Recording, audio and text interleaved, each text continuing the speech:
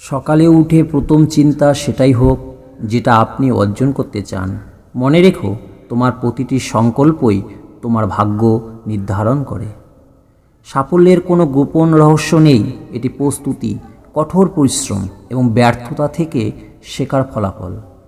সফলতা আপনাকে খুঁজে বের করবে না, আপনাকেই বের হতে হবে এবং সফলতাকে খুঁজে বের করতে হবে।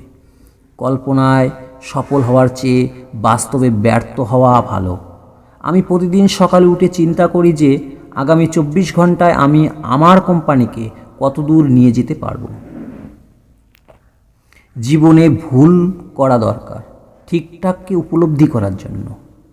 আমাদের এটাই মেনে নিতে হবে যে আমরা সবসময় সঠিক সিদ্ধান্ত নেব না। আমরা কখনো কখনো রাজকীয়ভাবে ক্ষতিগ্রস্ত হব।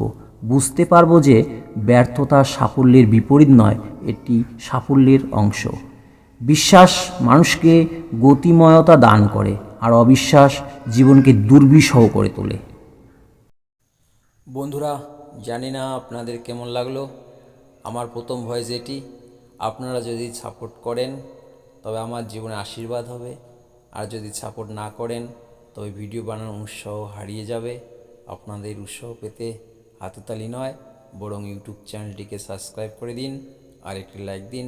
নমস্কার।